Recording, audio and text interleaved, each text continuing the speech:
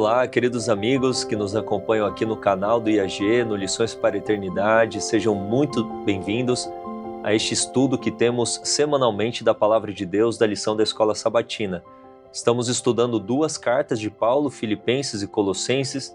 Estamos na lição de número 6 com o título Confiança somente em Cristo e tem sido uma grande bênção estudarmos a Palavra do Senhor. Caso seja a sua primeira vez aqui no canal do IAG, nós somos um instituto de apoio à missão da Igreja Adventista do Sétimo Dia e IAG é uma sigla que significa Instituto de Agricultura e Evangelismo. Temos um vídeo institucional aqui no canal, se você procurar, foi lançado um tanto quanto recente. Você poderá conhecer as frentes de trabalho que temos aqui, a agricultura, a escola missionária, a gráfica, a indústria, o Tranquilamente, que é uma clínica, um spa mental. Em breve estaremos abrindo também, em breve, eu quero dizer que é algo que demanda tempo, mas na expectativa de um breve lançamento de uma plataforma EAD e vamos oferecer um curso de capacitação teológica. Então, fique por dentro, ative as notificações, se inscreve no canal, vai nos acompanhando aí nas postagens que fazemos para que vocês possam nos apoiar com as orações, com os recursos, com a sua participação aqui nos vídeos, curtindo, compartilhando nas suas redes sociais. Todo esse seu engajamento é muito importante para nós, para que aqui continuemos avançando mais e mais, não apenas presencialmente, mas também aqui no ambiente virtual.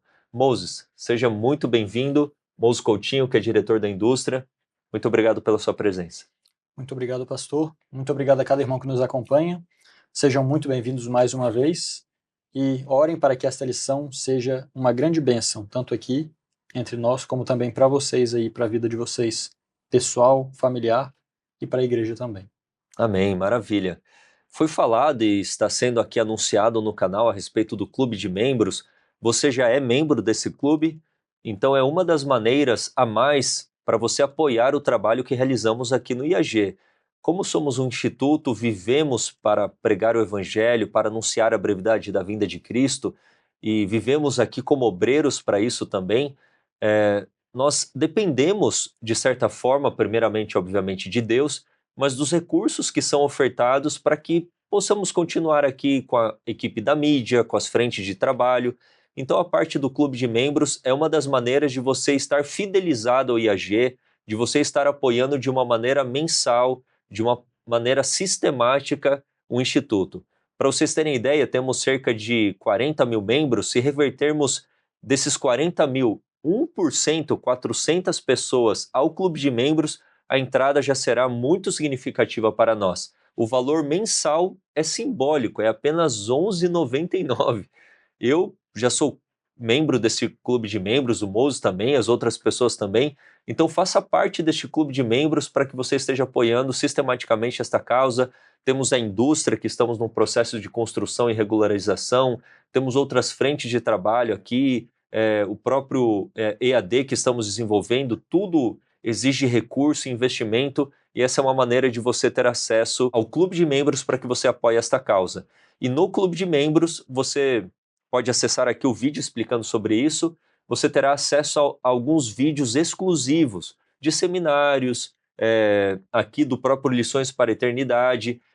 São maneiras para que estimulemos vocês para que façam parte deste clube, mas eu acredito que nós não precisamos necessariamente disso, mas é uma maneira para que você apoie aqui a obra que temos realizado, que é a obra de Deus para este tempo. E louvado seja Deus por isso. Vamos iniciar com uma oração antes de entrarmos na palavra de Deus. Feche os seus olhos sendo possível. Vamos falar com o Senhor. Santo Deus e amado Pai, muito obrigado, Senhor, pelas tuas bênçãos. Obrigado por mais uma vez estarmos com a palavra aberta para ouvirmos a tua voz e sermos guiados e instruídos pelo teu Santo Espírito. Abençoe a todos aqueles que estão nos acompanhando aqui no Lições para a Eternidade, cada família representada, os pedidos que são feitos aqui nos comentários, que a tua graça esteja sobre cada um deles e sobre este instituto também, sobre a tua igreja em todo este mundo, que possamos ter principalmente a sustentação, a manutenção que vem do Senhor e através dos queridos irmãos que têm apoiado esta obra também, para que mais pessoas alcancem a salvação em Cristo, mais pessoas conheçam a verdade para este tempo. Ilumina-nos agora na leitura da lição, é o que pedimos e oramos em nome de Jesus. Amém, Senhor. Amém. Amém. Como eu disse, estamos na lição de número 6, com o título Confiança somente em Cristo.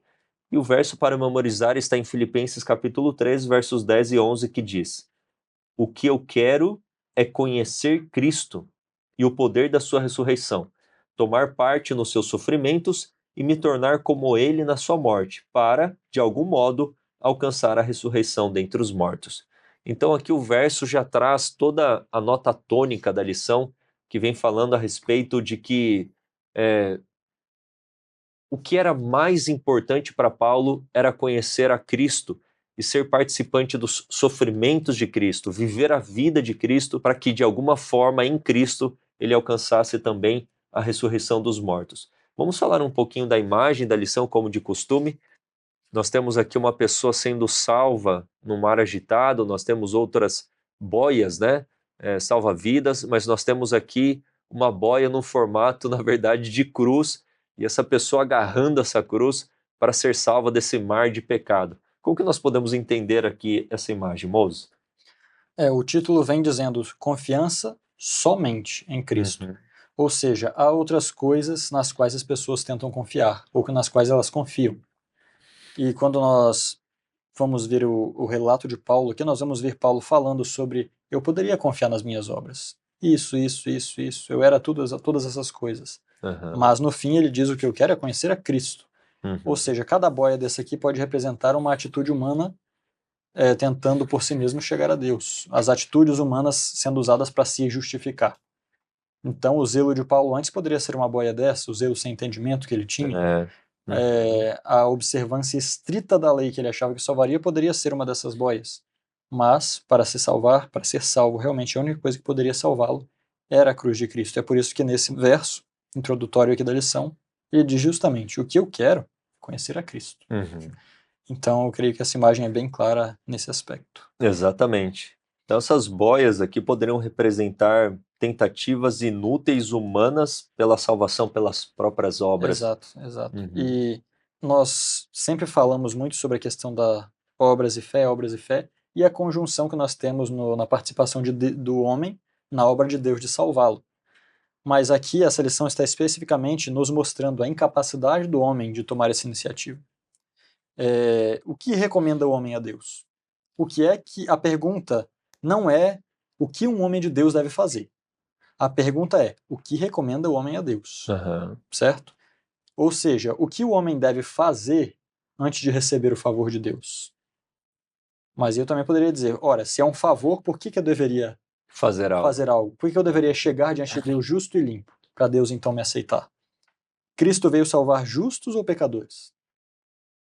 Isso deveria nos fazer pensar algo importante. Para que nós sejamos salvos, é imprescindível que nós sejamos pecadores. Olha só, entenda bem o que eu estou dizendo.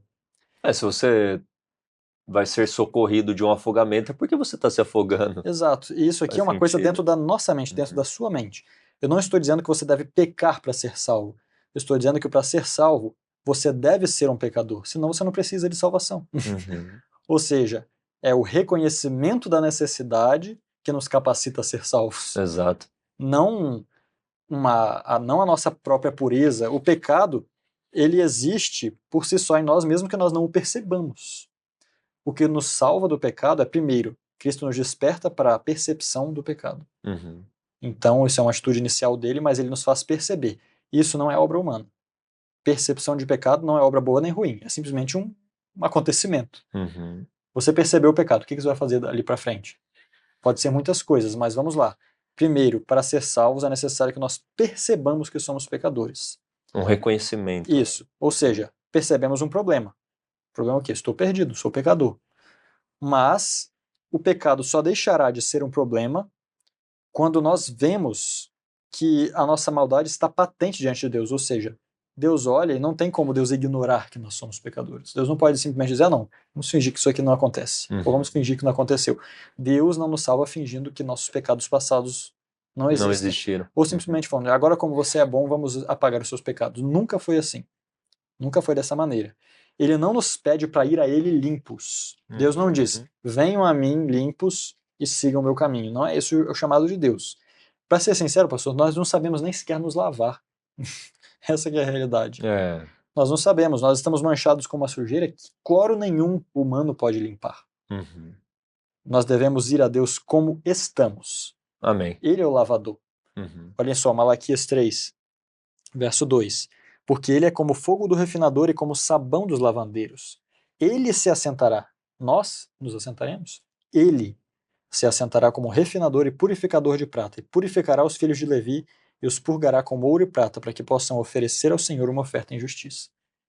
Ou seja, se tem algo que recomenda o homem a Deus, nunca partiu do homem. Uhum. O que recomenda o homem a Deus é o que Cristo faz nele, é o que o refinador faz nele. Uhum. Nós não temos valor sem essa atitude de Cristo.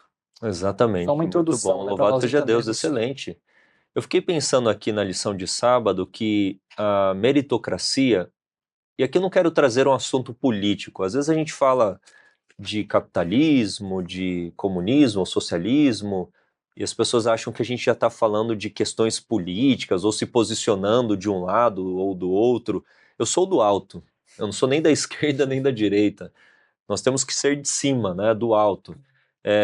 Mas apenas para que você entenda aqui a minha argumentação. A meritocracia ela faz parte do dicionário capitalista. Essa é uma realidade. E a maioria de nós, eu não posso generalizar, mas a maioria de nós cresceu no ambiente capitalista. No ambiente em que fomos educados que para receber algo, nós precisamos ter mérito por aquilo. Ou precisamos fazer por merecer. Então, a linguagem humana em que nós somos educados, o ambiente onde estamos inseridos, a circunstância, a educação que recebemos e até agora, mais profundamente, a própria natureza pecaminosa não entende o dicionário de Deus. E o dicionário de Deus é graça. Então é difícil a gente entender isso. Como assim? Eu vou receber de Deus algo que eu não preciso fazer nada? É exatamente isso. Mas nada. É exatamente isso que a gente está falando. Mas e aquela situação que vocês falaram na lição passada do operar a vossa salvação? É outro tema. É outro tema. Mas vamos trabalhar aqui a base daquilo que trabalhamos na lição passada. Nós falamos que, diante da lei de Deus, que é a lei que revela o caráter de Deus, a lei exige vida justa, caráter perfeito, integridade em toda a vida. Então, se em toda a sua vida, diante da lei de Deus, você tivesse um único pecado, um pensamentozinho pecaminoso que foi cultivado, você não pode oferecer para a lei o que ela requer de nós como seres humanos. Justiça perfeita. Então, eu estou, assim, né? Vamos seguir o raciocínio. Eu estou em débito diante da lei de Deus. Se eu quiser agora que a lei me dê justiça, não é a lei que tem que te dar justiça. A justiça que a lei vai nos dar é simplesmente aquilo que está escrito. O salário do pecado é então a lei me dá justiça, então morre. Exatamente. E o salário do pecado é a morte. Romanos 6, 23, 1 João 3, 4, o pecado é a transgressão da lei. Se eu esperar que a lei me dê justiça, na verdade sou eu que tenho que oferecer para a lei justiça. Na justiça da lei, o que ela vai me dar? Morte. Então, se eu esperar que a lei me dê vida, ela nunca vai me dar vida. Por quê? Daí Paulo elabora todo um raciocínio lá em Romanos 7. Porque o defeito está na lei? Não. A lei é santa, perfeita, justa e boa. O problema está em nós. É o que o Moses falou. Nós somos pecadores. Então, a lei é impossível. Você tem que colocar isso na sua cabeça. É impossível esperar que a lei me dê vida. É impossível esperar que a lei me dê justiça. Por quê? Por causa do pecado. E Paulo ele segue esse raciocínio aqui em Gálatas 3, versículo 21, apenas como uma introdução para a gente entender toda a temática dessa semana, que é muito importante. Diz assim, ó, logo, a lei é contra as promessas de Deus, e aqui tem todo um contexto, de nenhuma sorte. Por quê? Se fosse dada uma lei que pudesse vivificar, ou seja, dar vida, a justiça, na verdade, teria sido pela lei. Então, Paulo está falando, a justiça não é pela lei. Nós entendemos que o que é justiça? É cumprir os mandamentos. Mas eu posso oferecer para a lei justiça? Não. Por quê? Porque eu sou pecador. Então, eu não tenho isso para oferecer para a lei. E se pudesse achar uma lei que pudesse dar vida, a justiça vinha da lei. Então, ponto, a lei não pode dar vida, então é impossível a salvação pelas obras humanas, é impossível. Essa é a constatação, é impossível ser salvo pelas obras humanas. Então qual que é a nossa esperança? Qual que é a nossa salvação? Qual que é a nossa única salvação? E aí vamos seguir aqui o raciocínio de Paulo, Gálatas 3, olha só o que ele diz aqui, versículo 24, diz assim: de maneira que a lei nos serviu de tutor, de aio, ou seja, a lei nos conduziu para nos conduzir a Cristo, para que pela fé fôssemos justificados. E aí nós temos outros textos, 2 Coríntios capítulo 5, Romanos 10, versículo 4, porque o fim da lei é Cristo para a justiça de todo aquele que crê. Então a lei fala, olha, meu amigo, eu não posso te dar justiça e nem vida, mas eu sei alguém que pode te dar. Eu vou te conduzir a ele. Então a lei te conduz a Cristo. E Cristo vai te dar o quê? O que você realmente precisa. A vida. Vida, justiça, salvação. Ok, Cristo te deu vida, justiça e salvação. A lei te conduziu a Cristo. O que Cristo vai fazer agora? Cristo vai te conduzir para a lei. Não para que você agora seja salvo pela lei, mas porque você já foi salvo por ele. Mas para que você esteja em harmonia com a lei. As pessoas esquecem que quem fez a lei foi o próprio Deus. Exatamente. Então, a partir do momento que a lei é ruim para o pecador, ela também é ruim para tudo.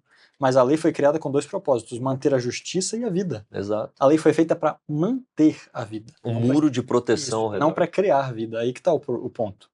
Desde que nós estamos no pecado, a lei não pode manter a nossa vida, porque ela precisa nos criar outra vez e ela não tem poder. Mas depois que nós fomos criados outra vez para Cristo, a lei se torna o que para nós? Vida. Exato. A lei se torna a vida, ela nos mantém protegidos de cair outra vez no pecado. Né? Exato, e é esse o ponto de Cristo nos conduzir à lei, não de volta à culpa, não de volta à condenação, mas de volta em harmonia com o quê? Com o caráter de Deus, com a paz com Deus, com esse muro de proteção ao redor. A gente tem que olhar para a lei não no aspecto negativo, mas no aspecto positivo da lei, em relação aos seus benefícios. Tem até uma imagem, né, de um homem, isso é comum, acho que vem muito fácil na nossa mente, uma imagem de duas tábuas dos mandamentos e um homem com a cabeça abaixada diante da lei. Por quê? Porque ele é pecador. Depois de Cristo, o homem pode olhar para a lei de cabeça erguida. Exatamente, exatamente. Em Cristo. Exatamente. E aí que vem o tema da semana passada, o operai. Como que agora Cristo me conduz à lei sem o meu exercício da liberdade de escolha, da vontade? Impossível. E aí que vem a questão de Cristo te dar o poder e você exerce a vontade para que você esteja em harmonia com a lei e permaneça em Cristo, permaneça na salvação, permaneça na vida, permaneça na justiça. E olha o pensamento, né, Moses? Se Cristo te cobriu com a justiça dele, ele não cobre pecado, ele remove pecado e te cobre com a justiça dele, você vestido com a justiça de Cristo, como que você pode viver em pecado? Então agora Cristo é ministro do pecado? Esse é o raciocínio de Paulo. Então Cristo virou ministro do pecado. Então ele te cobre com a justiça dele para você viver em pecado. Significa que a partir do momento que você vive em pecado, você está removendo a justiça de Cristo, porque a justiça de Cristo foi revelada, foi manifesta a justiça de Deus, em Cristo viver em plena harmonia com a lei. Se a justiça de Cristo está em mim, sobre mim, eu tenho que viver em plena harmonia com a lei. Não tem como. E aí que vem o ponto daquilo que a gente chama de o evangelho eterno. Essa lição é central nesse trimestre, e é por isso que a gente está se demorando um pouco aqui na introdução, que tudo isso que o Moses falou, que eu falei, é a base em que nós vamos recapitular toda a lição desta semana, ok? Amém. Vamos avançar? Avancemos. A lição de domingo, ela vem falando sobre alegrando-se no Senhor, que é a temática principal da epístola. Não sei se vocês observaram nas leituras dos versículos que fizemos até aqui, e o foco da lição de número 6 é o capítulo 3 de Filipenses, é o se regozijar, se alegrem, alegrem-se no Senhor, essa é a ênfase da epístola, e aqui está o contexto dos primeiros 3 versos, né, do capítulo 3, vamos ler do verso 1 ao verso 3, e daí você faz aqui os comentários introdutórios da lição de domingo. Filipenses 3, verso 1. Finalmente, irmãos meus, regozijai-vos no Senhor. Não me aborreço de escrever-vos as mesmas coisas, e é segurança para vós. Guardai-vos dos cães, guardai-vos dos maus obreiros, guardai-vos da cortadura, porque a circuncisão somos nós, que servimos a Deus em espírito, aqueles que são circuncidados no coração, né? E nos gloriamos em Jesus Cristo e não confiamos na carne. Nós fizemos toda essa introdução, né, e a lição dessa vez ela foca especialmente nessa questão da incapacidade humana para conseguir a salvação, né, para alcançá-la. E aqui Paulo mistura isso com a questão do regozijo. Aparece no verso 1 e no verso 3, o regozijai-vos no Senhor, no verso 1, E o verso 3, nós nos regozijamos em Cristo. Certo? E aqui Paulo, então, ele contrasta duas coisas. Primeiro, ele coloca a circuncisão, ou a carne, versus regozijo em Cristo. É isso. Então tem duas coisas diferentes. Ou seja, que quem busca a salvação pela circuncisão, ou trazendo para os nossos dias pelas obras, essa pessoa não é capaz de ter regozijo em Cristo. É basicamente isso. Exatamente. Pode parecer óbvio, todo mundo sabe, quem não sabe que pelas obras não alcançamos a salvação? Mas a verdade é que para viver essa realidade, é difícil às vezes para certas pessoas compreender o que é o que. Por isso que tantas vezes nós insistimos, batemos, mas na verdade nem somos nós que vamos conseguir convencer, é o Espírito Santo, de que o pecado é tão mal que nós não temos nada que possamos oferecer a Deus sem ser lavados pelo sangue de Cristo. Então a tentativa de salvação e justificação pelas obras, o que acontece? Ela torna as pessoas amargas. Ela torna as pessoas infelizes. As observâncias cristãs, elas se tornam um jugo pesado para essa pessoa. Se tornam apenas isso, um jugo pesado. E são usadas para medir e exaltar o praticante sobre os outros. Essa é basicamente as características de alguém que busca a salvação pelas obras. Primeiro, não tem regozijo. É uma pessoa amarga. Nós vemos muito sobre isso, inclusive, né, a questão da necessidade de ter alegria, né? O cristão deve ser alguém alegre. E que Paulo aqui está dizendo exatamente isso na carta inteira. Alegrem-se, regozijem-se, sejam felizes. É impossível nós termos a salvação, buscarmos a salvação pelas obras e ser felizes e nos regozijar. Por quê? Primeiro, como é o processo de salvação? Primeiro, nós reconhecemos que somos impuros. Isso nos deixa felizes ou tristes? Tristes. Isso nos deixa tristes. Ninguém fica feliz. Nossa, eu sou um pecador, sou impuro. Isso nos deixa tristes, certo? Isso é o primeiro passo. Quando estamos tristes pelo pecado, nós sentimos emoção e gratidão pelo sacrifício gratuito de Cristo. E isso nos dá uma nova oportunidade e o resultado será o que então? Alegria. Alegria em Cristo. Por quê? Porque eu era triste, pecador, miserável e condenado, agora eu tenho nova oportunidade, alegria, regozijo. Isso é estar em Cristo. Agora a pessoa que pensa que a sua salvação depende exclusivamente das suas obras, ou que não entende que a sua ligação com Cristo é que a mantém em regozijo, ela sempre vai ser uma pessoa com a cara fechada, que repreende quem é alegre, quem sorri. E ela vai ser constantemente condenada na sua teologia pela sua própria vida, porque ela cai em pecado, dela vai se sentir perdida, dela vai se sentir infeliz, porque ela está confiando nos próprios méritos para a salvação. Ela nunca vai encontrar alegria no Senhor. Exato. A pessoa que vive pelas obras, ela sofre muito mais do que quem não vive, por uma razão. É como o pastor falou, ela se condena muito mais. Então, quando essa pessoa comete um erro, automaticamente ela pensa, nossa, tô perdido. Tudo que eu fiz até hoje não adiantou nada. Tô perdido. Só que Ellen White tem um texto que eu não trouxe aqui, mas é muito interessante o texto. Ele diz assim, que o caráter, vamos lá, para introduzir, o que nós vamos levar para o céu? O caráter. São as nossas obras que nós vamos levar? Nós vamos levar o nosso caráter. Nossas obras refletem nosso caráter. Isso. Mas ela diz assim que o caráter não é definido por atos isolados, pontuais. Isso, assim, né? por acidentes ou atos É no caminho a ocasionais. Cristo esse texto. Exato, mas pela constante inclinação do coração. Então, uma pessoa má não é um ato repentino bom que faz ela boa. Assim como uma pessoa boa, salva por Cristo, vamos dizer assim, né? Porque bom em si mesmo ninguém é. Se ela cai, se ela comete um deslize, isso não quer dizer que ela se tornou uma degradada, como nós vimos na Moisés, né? Batendo na rocha na segunda vez, ferindo, era só para ele ter falado. Ele não poderia ter se deprimido ali e também, eu poderia ficar pensando, nossa... Obedeceu, pecou, teve consequências. Isso, exatamente. Nós pagamos consequências pelos nossos atos, mas Moisés não pensou, nossa, Deus vai me rejeitar porque eu bati na rocha. Ele não ficou com um peso. Pelo contrário, ele se arrependeu. Ele entendeu o seu erro e falou, Senhor, vamos seguir, vamos continuar. Ele realmente não queria colher a consequência, mas no final ele aceitou, disse, Senhor, se é a sua vontade, eu aceito. E basicamente é isso, né? Ir a Cristo sem tristeza prévia pelo pecado e reconhecimento dele não nos dará alegria e não nos salvará. Ir a Cristo deve produzir alegria. Se nós vamos a Cristo e não temos alegria, tem alguma coisa errada no nosso caminho. Nós não reconhecemos quão mal é o pecado ainda. E aqui eu quero usar até a própria ilustração da lição. Imagina, né? Você está se afogando, daí vem um salva-vidas poderoso lá, te liberta daquela condição desesperadora, angustiosa e te leva ali até a beira do mar. De que maneira você sai daquele mar? Ele me deu vida, ele me salvou, Nasci eu de estou novo. liberto, nasci de novo. É um sentimento de paz, de libertação, de alegria mesmo. Agora, a nossa natureza vai nos levar de volta ao afogamento.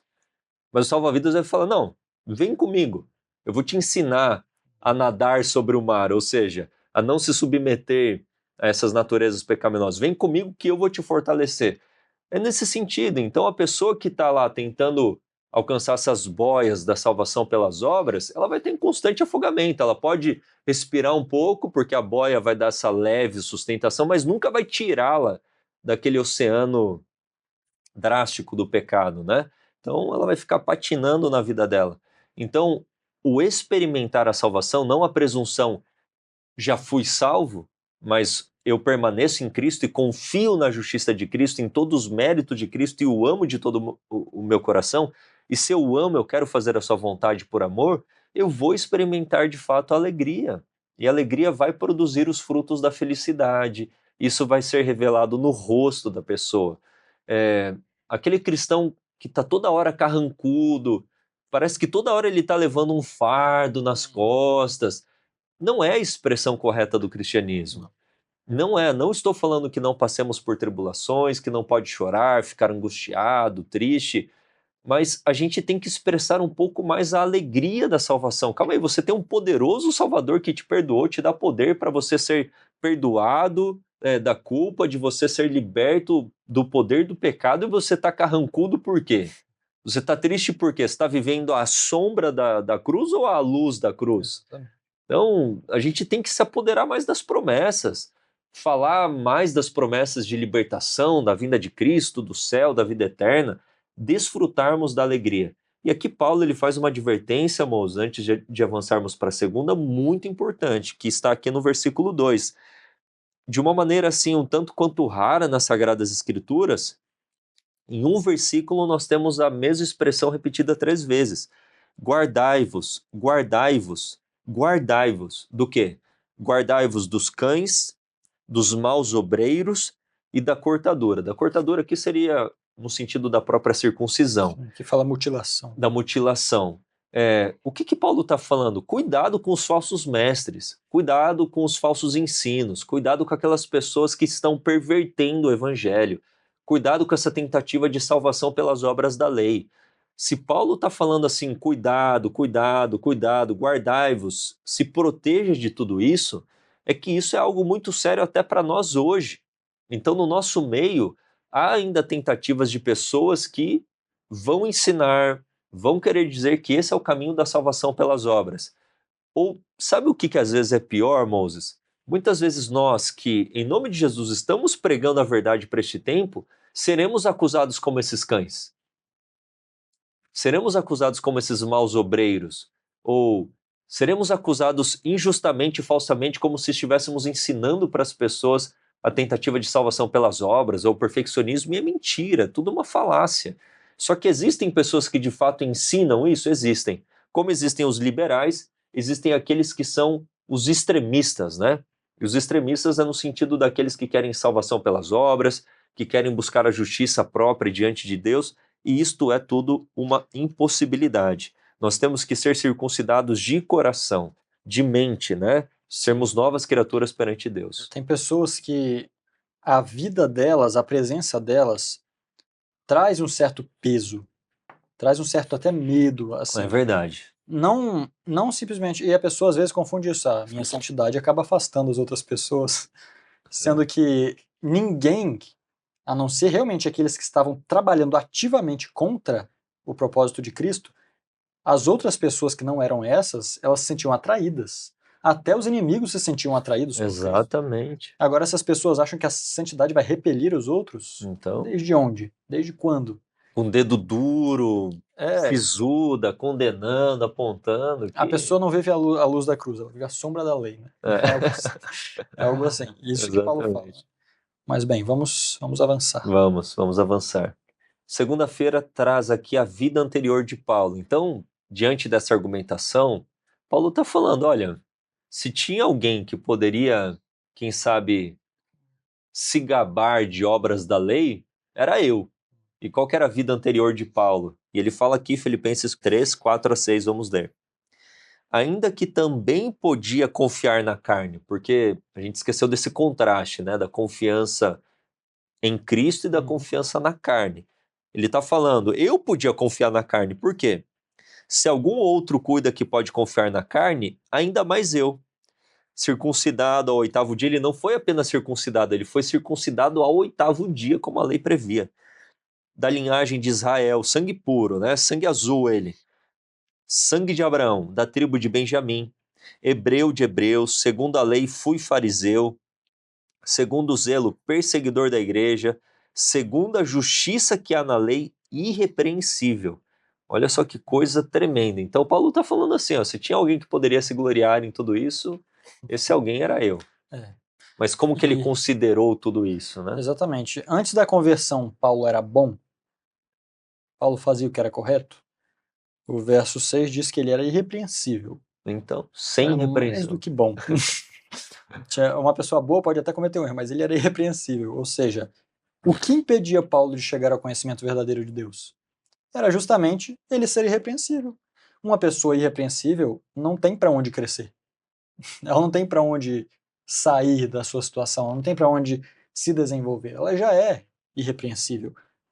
E cheia de si, né? é exatamente isso que acontece muito com os fariseus modernos. O farisaísmo moderno é justamente uma pessoa que é tão inalcançável, ela é tão justa, que ela realmente acha que não erra, que não tem como ela estar errada, né? E isso era o problema. Paulo era irrepreensível diante dos seus próprios olhos e diante dos pares dele também. Quando finalmente essa barreira foi derribada, é que Paulo percebeu que as boas práticas dele eram uma montanha de lixo que o separava da salvação. Ou seja, é até engraçado ver isso. A justiça de Paulo afastava ele da salvação. Vocês sabem o que foi que tirou Lúcifer do céu? Nós já comentamos sobre isso aqui alguma vez. Quando nós olhamos para as coisas que Lúcifer fala ali, são profecias e tem símbolos ali, né? Ele fala das vestes brilhantes por causa da sua beleza. Da sua glória. Da sua beleza, da sua glória. E a beleza nós vemos ela relacionada à santidade na Bíblia em vários lugares. E aí está escrito que por causa da sua formosura, da sua beleza, ele corrompeu o seu esplendor. Então vamos tentar interpretar essas palavras. Por causa da sua santidade, ele se corrompeu. Olha que coisa contrastante, né? É possível alguém ser tão santo que se corrompa? É. Lúcifer, o próprio Paulo, enquanto era santo demais aos próprios olhos, ele não enxergava Cristo. nada.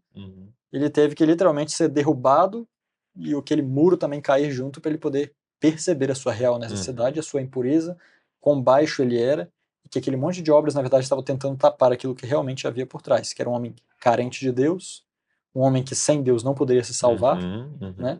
Jamais. E existe isso até hoje. Muitas pessoas convertidas que ainda não entendem que não merecem reconhecimento humano ou divino por nada do que elas sejam ou façam, né? O homem, ele não merecia ter acesso a Deus. Depois do pecado não havia algo que recomendasse isso a Deus. A escada que foi viabilizada entre o céu e a terra não é sustentada pelas nossas boas obras. A escada de Jacó. Exato. Os degraus são as boas obras? É Jesus, né? Os degraus não são boas obras. Então o que liga o céu e a terra não são as boas obras, não é isso. O que nos separa são as más obras, mas o que liga não tem 1 grama de material humano nessa escada. Nenhuma. Você não fez nada para que essa escada fosse feita. Você não tem nenhum degrau ali de sua autoria. Pelo contrário, quem possibilita que façamos boas obras é a escada. Louvado seja o nome E a do Senhor escada é Jesus. Cristo. Amém. Então, como nós sabemos o que é bom se não estivermos em dependência completa de Deus? Como é que nós saberemos? É simples saber o que é certo? Será que é simples? Eu falo isso justamente para talvez alguém que ainda não percebeu até hoje isso no seu coração, ou para que nós guardemos isso no nosso coração. Nós não podemos achar que sabemos de tudo, pastor. Jamais.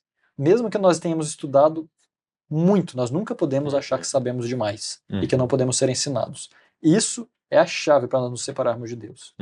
É fácil saber o que é a vontade de Deus? Tá tudo revelado, tá tudo escrito. Então perguntemos isso para Abraão antes dele subir o Monte Moriá. Então? Abraão foi subir o monte por ordem de Deus para matar. Mas o que estava escrito nos mandamentos? Não matarás. Não matarás. É fácil saber a vontade de Deus? Hum. Eu pergunto, é fácil saber a vontade de Deus? Pergunte para Jesus no Getsemane. Quando ele queria fazer uma coisa, a vontade de Deus era outra. Olha, mas ele não era Deus? O querer dele não era 100% correto, de acordo com a vontade de Deus? Uhum. Ele queria algo diferente. Então não é tão simples saber o que realmente deve ser feito. E agora para Paulo, fariseu Paulo. É fácil saber qual é a vontade de Deus? Paulo estava lá, irrepreensível, fazendo a vontade de Deus. Uhum. Teve que ser derrubado cego para perceber que, na verdade, ele não sabia. Somente uma ligação profunda com Cristo nos permite saber a vontade de Deus e fazer as obras corretas. Exatamente. Muito bom. É interessante a informação de que Paulo era fariseu, porque os fariseus na época ali de Cristo, do Novo Testamento, eles eram tidos como a elite religiosa, ou seja, se você quer um grupo, uma seita dentre o judaísmo, que eram estritos observadores da lei, de cada acento, de cada palavrinha, de cada letra da lei, eram os fariseus. Eles eram estritos observadores da lei. E Paulo fala que diante da lei, ele como fariseu, ele era então irrepreensível, ou seja, ele estava em plena harmonia com toda a lei dada por Deus. Mas, entretanto, contudo, ele como fariseu, ele observava a letra da lei. E aqui está a chave para entendermos mais ainda aquilo que o Moses falou. Ele observava a letra, enquanto ele ignorava o espírito da lei. Então ele diante da lei, irrepreensível. Mas ele diante da lei espiritual, ele era repreensível. Só que ele não conseguia enxergar a lei espiritual porque ele diante da lei escrita, da lei de pedra, eu não preciso de mais nada. Eu já estou em plena conformidade com a lei, eu sou irrepreensível, então impedia com que ele enxergasse a lei espiritual. A lei espiritual foi revelada para Paulo através de quem? De Jesus. A lei escrita foi revelada para Paulo através da face de Jesus. E ele enxergou agora a lei espiritual. Enxergando a lei, que era mais profunda do que ele imaginava, o espírito da lei, ele passa a se olhar e ele vê agora que ele merece a morte. É o que ele elabora em Romanos 7, o raciocínio dele, mas olha só o verso 10, só alguns exemplos. E o mandamento que era para a vida, achei eu que me era para a morte. Daí diz aqui, porque o pecado tomando ocasião pelo mandamento me enganou e por ele me matou. Versículo 14. Porque bem sabemos que a lei é espiritual, mas eu sou carnal, vendido sob o pecado. Então, a partir do momento que ele olha para Jesus e ele vê a revelação do caráter de Deus na vida de Jesus, a lei de Deus, não apenas a letra, mas o espírito da lei em Jesus, ele se vê, eu sou pecador e eu mereço a morte. E a partir do momento que ele se vê assim, é tudo o que você falou. O primeiro passo é reconhecer que é pecador. E aí Paulo começa a traçar a sua caminhada ao lado de Cristo, o seu reconhecimento de que a justiça que ele precisava vinha de Deus e de Cristo, de que a vida que ele precisava não vinha das suas próprias obras ou da própria lei, mas vinha de Cristo, e ele centraliza Cristo na sua vida. E assim nós devemos ser também. Mas tem um texto aqui, Moses, que a lição traz, que é um texto que muitas vezes passa desapercebido, que é um texto tremendo, que está lá em Mateus capítulo 5, versículo 20, que diz assim, ó: Porque vos digo que, se a vossa justiça, e o que é justiça? Obediência à lei, não exceder a dos escribas e fariseus, de modo nenhum entrareis no reino dos céus. Ah, a lei espiritual, então não importa a letra da lei? Jesus está falando o contrário. A justiça de vocês tem que ser muito maior a do que dos fariseus. Imagina agora, como eu disse que era a casta elite dos que observavam a lei, imagina os discípulos de Jesus ouvindo isso. Ei, você precisa obedecer a lei mais do que o fariseu. Quem pode ser salvo? Essa foi a pergunta, exatamente isso. É a pergunta que o Moses fez, é a que a gente faz. Então, Senhor, quem que será salvo? Mas Jesus estava querendo mostrar o espírito da lei. É importante vocês obedecerem sim a letra da lei, mas não ignorem o espírito. Então daí Jesus, é só continuar ali no Sermão do Monte, em que ele vem falando do adultério, do matar. Ah, eu não adultero, eu nunca traí a minha esposa, mas no coração alimenta a pornografia, a masturbação, enfim, pensamentos impuros e pecaminosos em relação... Ou seja, a justiça dos filhos de Deus dos verdadeiros filhos de Deus, ela abrange o ser inteiro. A dos fariseus abrange apenas as obras exteriores. Exatamente, Praticamente. porque a justiça de Deus ela vai alcançar o seu coração pelo Espírito através dos méritos de Cristo Jesus. Então a nossa justiça tem que ser muito maior, exceder em muito. Não é só exceder, é mais em muito a dos escribas e fariseus, ou seja, temos que nascer de novo, a transformação de fora para dentro, termos um novo coração, e é aí que vem a lição de terça, né? O que realmente importa. Porque Paulo considerou tudo aquilo que ele era como esterco, como refúgio, como lixo, para ter o conhecimento de Cristo Jesus. E é isso que a lição de terça vem falando, realmente o que importa. Vamos para a lição de terça, então? Olha só o que Paulo fala lá em Filipenses. Continuando o texto, vamos ler aqui, versículo 7. Mas o que para mim era ganho, reputei-o perda por Cristo. E na verdade tenho também por perda todas as coisas, pela excelência do conhecimento de Cristo Jesus, meu Senhor, pelo qual sofri a perda de todas estas coisas, e as considero como escória, para que possa ganhar a Cristo. E seja achado nele, não tendo a minha justiça que vem da lei, mas a justiça que vem pela fé em Cristo, a saber, a justiça que vem de Deus pela fé. Amém. Que texto tremendo, não tem como ignorar a profundidade e o poder dessas palavras aqui. Realmente. E a lição de terça, ela vem nos trazendo uma questão que é real, né, em todos nós. Ela vem dizendo que a maioria das pessoas, ou todas, nós possuímos uma contabilidade espiritual, né? O que é isso? A contabilidade, ali você lidando com números, com coisas que tem, com coisas que não tem, negativos, positivos, e você tentando encontrar uma harmonia ou harmonizar aquilo com base em equilíbrio visual humano ali, né? Então, se hoje eu encher a cara de cachorro quente, Coca-Cola, hambúrguer e batata frita, amanhã então vou ficar só mais na salada, no suco verde. Tipo, a gente tenta se contrabalancear dessa maneira, né? Mas nós podemos levar isso para o âmbito espiritual também, de que nós muitas vezes nos indulgenciamos espiritualmente. Então, nós às vezes nos achamos, nossa, mas eu não sou tão ruim porque eu faço tal coisa, pelo menos eu faço isso. Pelo menos eu estou me esforçando aqui. Como se essas coisas nos recomendassem mais ou nos fizessem subir isso automático. Todo ser humano acaba fazendo isso em sua mente. E é contra isso que todos nós devemos lutar. É verdade. A indignidade humana, ela está presente o tempo inteiro. A sua dignidade é Cristo, não é você mesmo. O que Deus olha quando olha para você é Cristo, é por isso que nós estamos vivos. Então, a contabilidade eu tenho Cristo, então peso é maior. Mas é também interessante notar que, deixa eu ver o texto aqui, é interessante nós notarmos que eu diria que aqui não entra nem só a questão das obras, né? Aqui eu creio que podemos até abranger para mais. Tudo aquilo que nós consideramos valioso demais para entregar para Cristo é uma barreira que está nos separando da salvação. É verdade. Nós estamos falando das obras, mas muitas vezes são outras coisas que podem estar nos separando também, né? Paulo diz aqui que ele sofreu perda de quantas as coisas? Todas. Todas as coisas eram lixo. Paulo provavelmente era feliz pelo reconhecimento que ele tinha. Não era só uma questão de ele pensar que estava fazendo obras boas, ele gostava do reconhecimento também. Como não? Que homem não gosta de reconhecimento? E Paulo considerou isso como lixo. Tudo aquilo que fazia bem de acordo com o sentimento humano, mas que não fazia bem de acordo com o sentimento de Cristo, não é perda, é lixo. Sejam coisas, sejam posições ou sejam obras. Nada deveria separar Paulo de Cristo, e foi essa compreensão profunda que ele chegou, né? Não, nada, simplesmente entregar tudo. Eu creio que nenhum de nós aqui talvez tenha parado para pensar realmente, o que é entregar tudo? Tudo. Se você reclamou alguma vez nessa semana de alguma coisa, você não está disposto a entregar tudo, é isso que eu estou querendo dizer. Entende?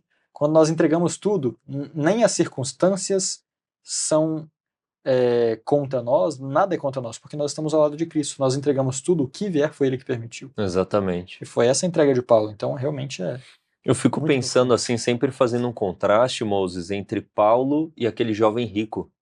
Porque o jovem rico também era irrepreensível. Assim como Paulo antes da conversão era irrepreensível. Só que teve uma diferença tremenda. Porque os dois tiveram uma visão de Cristo. Paulo de Jesus glorificado, mas o jovem rico viu Jesus, conversou com Jesus. Não que Paulo não tenha tido esse diálogo ou visto, mas estava ainda no contexto pré-morte, antes da cruz, antes da ressurreição, antes até da glorificação de Cristo. Nós tínhamos ali o contexto do jovem rico. E ele também era irrepreensível. Qual que foi a diferença entre os dois? O jovem não quis considerar tudo como refúgio. Ele se dizia irrepreensível, quem sabe continuou pensando que era irrepreensível pelas obras da lei, mas ele tinha ainda no coração a idolatria, o amor ao mundo, o amor ao dinheiro. Enquanto Paulo, diante dessa visão que ele tinha a respeito de si mesmo, a partir da visão de Cristo, ele reconheceu: sou pecador, e eu vou considerar todo esse prestígio, porque imagina Paulo em ascensão, um jovem, hebreu de hebreus, tal, estudou aos pés de Gamaliel, etc., membro do Sinédrio, jovem, ele era um jovem prodígio, falava provavelmente já, né, grego, hebraico, aramaico, latim, ele devia falar uns 6, 7 idiomas, Paulo, então era um jovem em ascensão. Ele considera toda a carreira dele, como você disse, o prestígio, o status, toda essa fortuna dele, ele deveria ter posses também, ele não deveria ser uma pessoa pobre para fazer as suas viagens, não viagens missionárias, mas eu estou falando até o status social em que era analisado para ser membro do Sinédrio. Não era qualquer Zé Mané porque tem conhecimento da lei. Tinha a questão do prestígio político, status. Então ele considera tudo aquilo como esterco, enquanto o jovem rico considera tudo aquilo como mais valioso do que ser discípulo de Cristo. Porque Jesus falou: vem e segue-me. Jesus não chamou Judas, mas chamou o jovem rico. Ele era para ter sido o 12º, e não Judas. Mas ele prefere a moeda do judaísmo, a moeda do mundo, do que a moeda do céu. Então eu fico pensando nesse contraste, né? Qual que é a escolha? A gente tem sido como Paulo ou como jovem rico? O que a gente tem considerado como tendo mais valor? E olha, quando a pessoa se encontra com Jesus, não tem como, os olhos dela são abertos. Independente se ela toma a decisão correta ou errada, os olhos dela são abertos. É verdade. E aí nós vemos uma grande diferença do livre-arbítrio. Paulo foi chamado, o resultado certamente produziu tristeza em Paulo. Paulo passou 3 dias sem comer, em desespero, e depois ele entendeu e aceitou o chamado de Cristo. O jovem rico, ele também se entristeceu, só que ele se entristeceu por causa das coisas que ele estava perdendo, não porque ele era de verdade. Exatamente. Jesus falou: olha, você guarda realmente toda a lei? Guarda, então deixa tudo, me segue, vamos ver se você realmente guarda toda a lei. Ele se retirou triste porque tinha muitas posses. Exato. Ou seja, ele sentiu tristeza pelas coisas que perderia. Aqui Paulo sentiu que era tristeza ficar com aquelas coisas. Ele pensou que era tudo fora. Até hoje eu tô com um monte desse lixo aqui que eu fiz na minha vida, a tristeza pelo fora, pecado, né? mesmo, exatamente. Exato. Então a tristeza pelo pecado produziu frutos diferentes. Alguns simplesmente vivem agora. Eu queria saber o resto da história do jovem rico, né? Como que foi o fim da vida dele, como que foi tudo isso. Porque foi um homem que rejeitou o chamado de Deus claramente. Porque se tem alguém, um chamado de Deus mais claro do que Jesus falando, vem e me segue, eu não sei se existe um chamado mais claro do que esse. Exato. E ele rejeitou. Tremendo. E isso é uma coisa terrível. Existe a história dos homens que foram chamados, inclusive, antes de Ellen White, para ministrar o dom profético, e um deles, inclusive, fala quão desgraçada foi a decisão dele de rejeitar o chamado de Deus.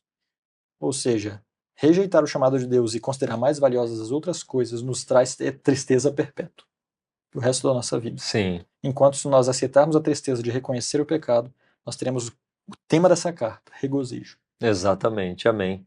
E por fim, a lição de terça vem falando a respeito do cego que vê e tal. Ou seja, é só possível ter esse discernimento em relação ao que vale mais, esse mundo, ou novo céu, nova terra, a moeda da sua religião, dos seus méritos, da sua carreira, do mundo, e a moeda do céu. Você só vai ter esse discernimento espiritualmente. 1 Coríntios 2,14. As verdades espirituais só podem ser discernidas espiritualmente.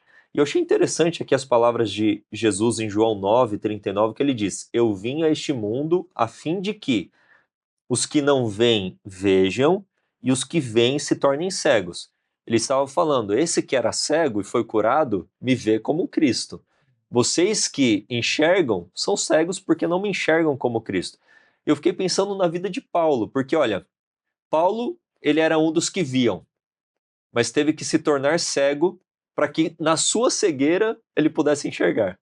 Então ele achava que enxergava, mas estava cego. Daí ele foi feito cego mesmo. Agora você vai enxergar, Paulo. Vai enxergar que o quê? Que tudo que você tinha, possuía, seus desejos, era refúgio. E agora você realmente enxerga. Tanto que o espinho na carne de Paulo sempre foi Sua cegueira. a sua cegueira, né? Os seus olhos. Ele escrevia em letras gigantes, ele fala isso aos Gálatas, né? Vede com que grandes letras os escrevi. Então, Paulo levava esse espinho na carne. Para quê? Para que ele nunca se esquecesse que ele era cego, mesmo vendo, mas que agora cego ele consegue ver.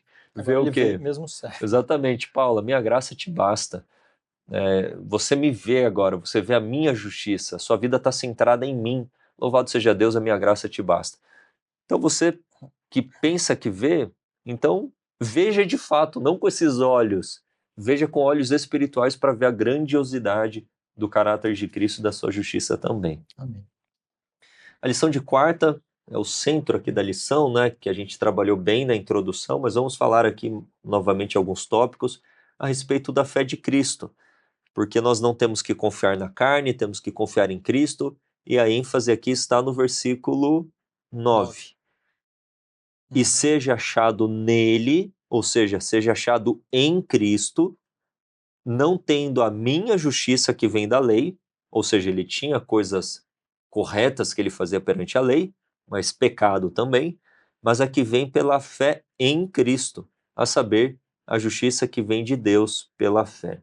Então, como que a gente pode entender essa expressão em Cristo, a justiça de Deus em contraste com a justiça do homem? É o que a gente já trabalhou na introdução, essa questão da fé e obras. Vamos falar um pouquinho novamente sobre isso. Sim. Estar em Cristo tem um significado muito grande, e não é um significado que nós precisamos imaginar como somente teórico. Olhem só esse texto aqui, de Testemunhos aos Ministros 124. O Cordeiro de Deus é-nos representado como estando sobre o trono de Deus. Ele é a grande ordenança pela qual o homem e Deus se unem e comungam juntos. Assim é o homem representado como estando sentado nos lugares celestiais em Cristo. Amém. Em Cristo, olha aqui. Este é o lugar designado para encontro entre Deus e a humanidade.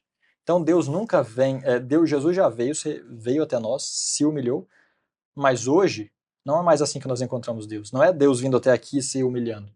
É o homem exaltado É o em homem Cristo. exaltado em Cristo. É assim, é lá, é no trono Isso é de Deus onde maravilhoso. acontece o encontro, não é aqui na Terra. E como que nós estamos lá? Todos aqueles que foram tocados pelas gotas ali, né, do sangue do Cordeiro, todos eles pertencem ao Cordeiro agora, como se fosse uma marca de território mesmo. Agora vocês são meus. Amém. E onde o Cordeiro está, eles estão também. Amém. O sangue que está no Cordeiro é, na verdade, o sangue deles também. Está junto, como se tivessem se fundido. Então eles estão com ele e eles têm o que ele tem também. Então, quando nós estamos em Cristo, primeiro, nós estamos mortos para o pecado, como diz Gálatas 2:20. O que diz em Gálatas 2:20? Porque já não sou eu quem vivo. Não sou eu quem vivo, mas Cristo vive em mim. Já estou crucificado com Cristo. Então, uma pessoa que está em Cristo primeiro, ela foi crucificada com Cristo. Ou seja, o pecado não tem mais como condená-la, porque ela já foi condenada em Cristo. Na verdade, restaurada, né? Nós, segundo eu disse, 2 Coríntios 5:21, nós somos justos diante de Deus agora, depois que nós morremos em Cristo. Nós, segundo Colossenses 2:9, agora temos a natureza divina. Por quê? Porque Cristo tem, então nós também temos direito. E Efésios 1:20 e 2:6 dizem o quê? Só essa questão da natureza divina, nós somos co-participantes da natureza divina através da presença do Espírito Santo no homem interior. Então, isso que nos une a Cristo, nos une à natureza divina, para que, como Cristo estava com a mão na natureza divina e a mão na natureza humana, nós, natureza humana, possamos em Cristo, recebendo o Espírito, termos acesso a este poder, né, em Cristo, que é a natureza divina e espiritual. Tem um pastor muito famoso que costuma dizer a frase de que todo verdadeiro cristão tem dois endereços. Um é o seu corpo físico, e o outro é do lado do trono de Deus. É basicamente isso. Exatamente. E é exatamente o que diz aqui. Efésios 1:20 diz: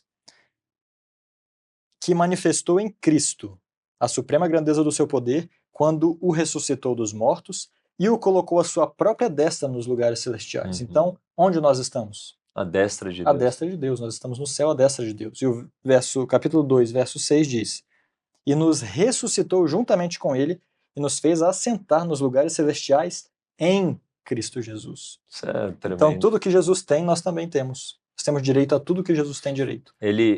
Eu lembro de um texto que diz assim, que Cristo recebeu como cabeça.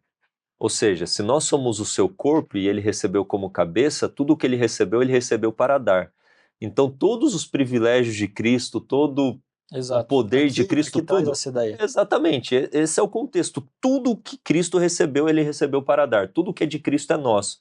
E pensa aqui, Moses, os anjos estão ao redor, mas há aquele que está no trono, à direita de Deus. Quem é? Cristo, homem. Ou seja, se Cristo, homem, está à destra de Deus, habitando na luz inacessível, o ser humano, eu estou falando, um ser humano semelhante a mim e a você, significa que o homem hoje, a natureza humana, eu estou falando agora o homem, está, de todas as criaturas criadas por Deus, é a mais exaltada. E você em Cristo tem o privilégio hoje de ter um relacionamento tão íntimo com o Pai, mais do que os anjos hoje nos céus têm com Deus. Porque se Cristo homem está intercedendo por você no santuário celestial, acima dos querubins, significa que você tem uma intimidade acima dos querubins hoje, através em Cristo, com Cristo. Isso é muito poderoso, é muita bênção. Então, a gente tem que levantar os olhos sobre esse mundo e falar, isso aqui tudo é um refúgio, né? Isso aqui, eu quero conhecer a Cristo, né? Isso que é o mais importante. Certamente nós temos tão pouco poder como cristãos porque nós não entendemos esse privilégio aqui. É verdade. Quando nós entendemos verdadeiramente esse privilégio, nós pedimos com fé, sabendo realmente que nós temos esses direitos, nós pedimos crendo que vamos receber, e só assim que nós vamos receber. Seja o que for, seja vitórias sobre o pecado, seja poder para pregar o evangelho, ou o que for.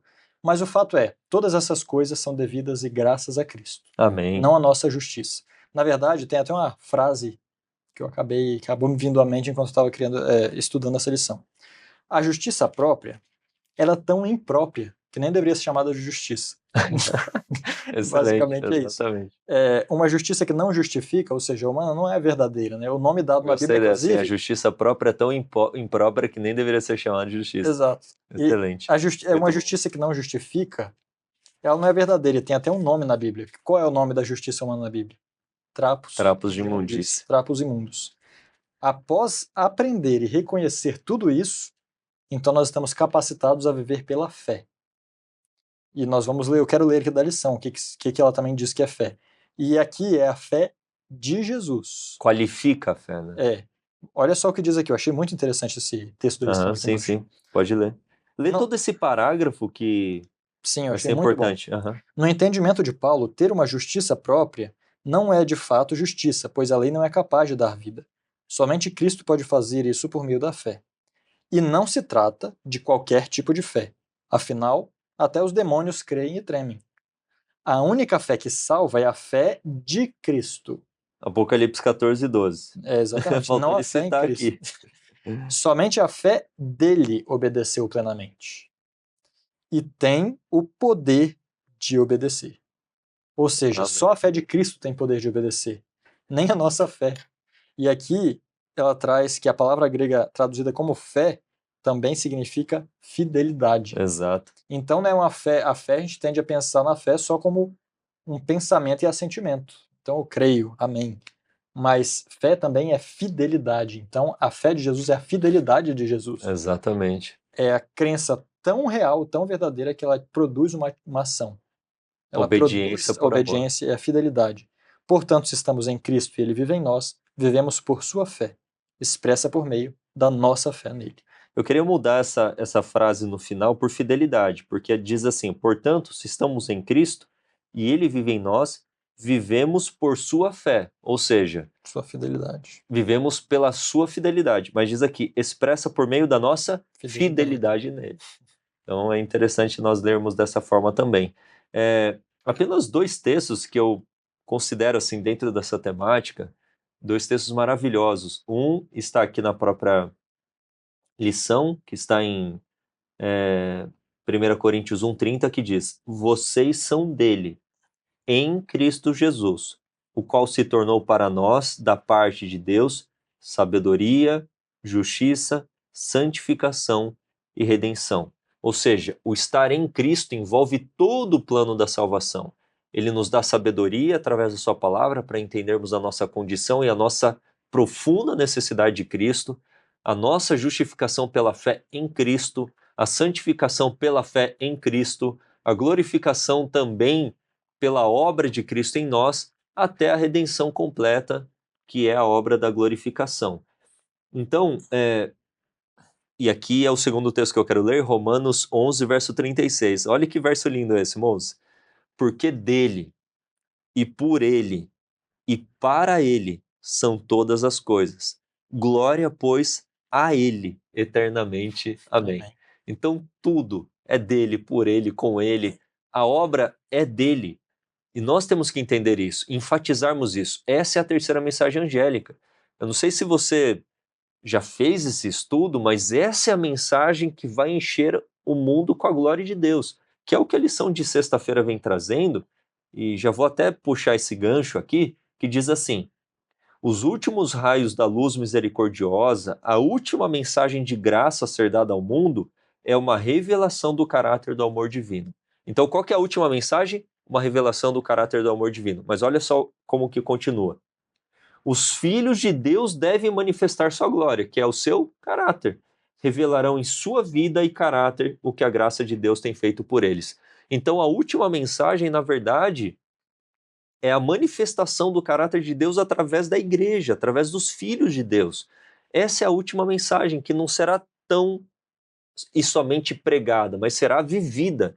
As pessoas olharão para a sua vida e falarão. E diz: revelarão em sua vida e caráter. Exatamente, revelarão na sua vida e caráter o que a graça tem feito. Então as pessoas olharão para a sua vida e falarão: Jesus é poderoso para perdoar, para transformar, para redimir. Eu também quero isso, eu considero esse mundo como esterco, eu quero conhecer Jesus. E essa vai ser a mensagem que vai encher o mundo da glória de Deus. O Espírito Santo vai dar poder. Essa mensagem por si só é poderosa. Você pode...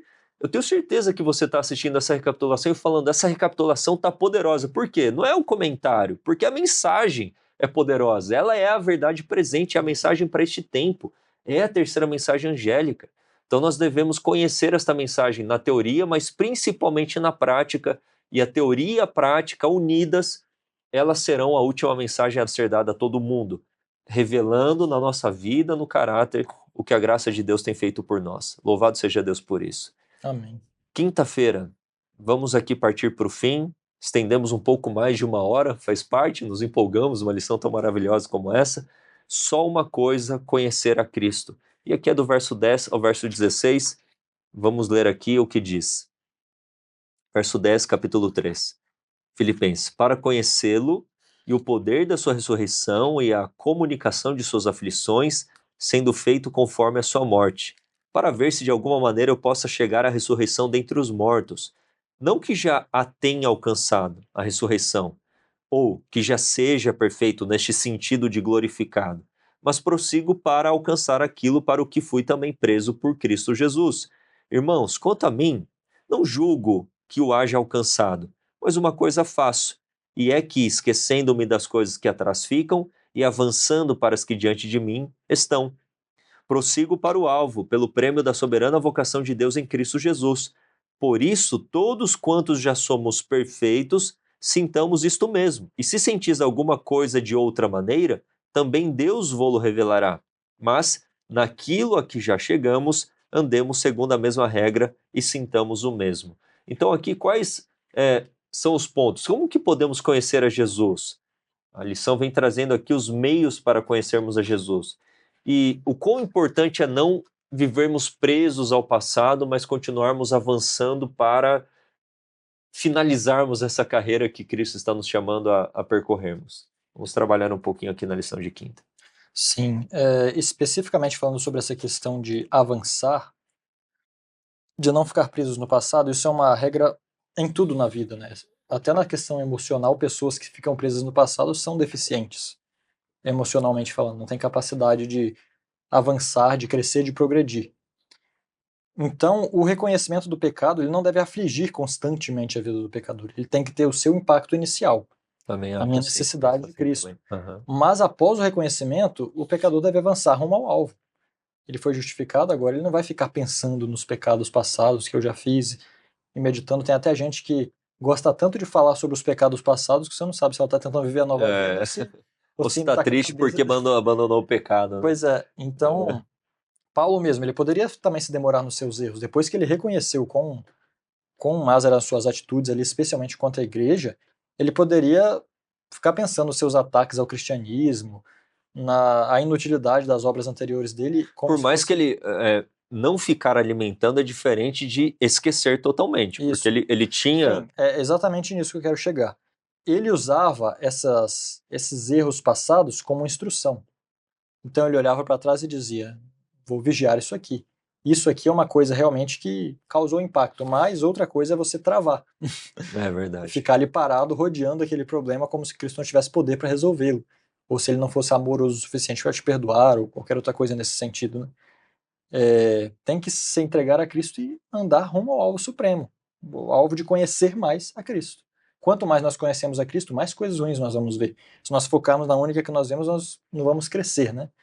A verdadeira santidade aqui é aumentar continuamente no conhecimento pessoal e no relacionamento com Cristo. É verdade. Eu achei bem interessante que ele fala o tempo todo: naquilo que nós já alcançamos, eu não alcancei tudo, mas eu estou andando. Ou seja, ele sabe que ele não chegou, sabe que ele não chegou ao ápice do que é possível chegar, mas ele está dizendo: vamos continuar aqui, nós já chegamos até aqui, não vamos regredir, não vamos também ficar travados aqui, Uhum. prosseguir para o alvo.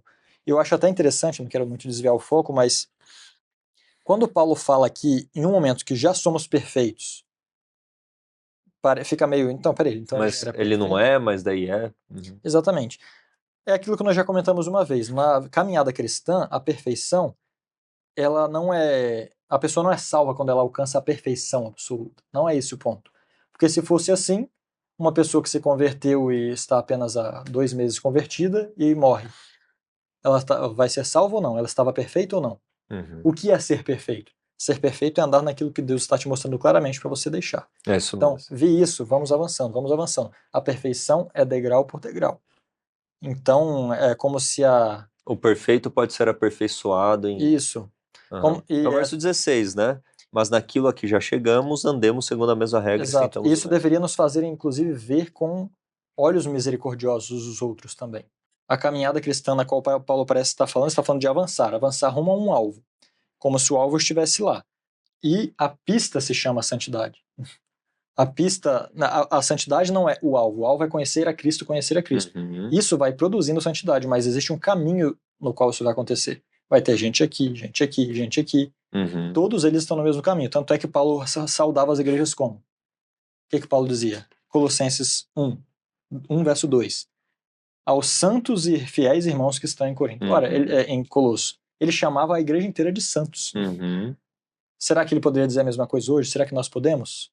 Podemos. Uhum. Paulo sabia que nem todos lá dentro estavam Ele chama os altos. coríntios de santos, né?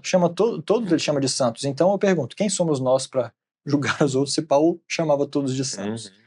Né, nós devemos considerar os outros como estando nessa caminhada e não somente avançarmos, mas ajudá-los a avançar. Sim, é verdade. Eu gostei muito do que você falou, que o passado deve ser um instrutor, deve ser um professor e não um torturador.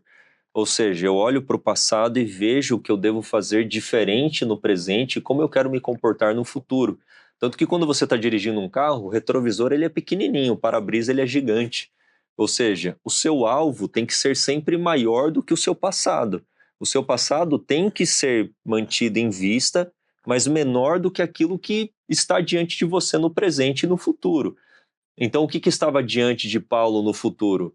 Cruzar aquela linha de chegada.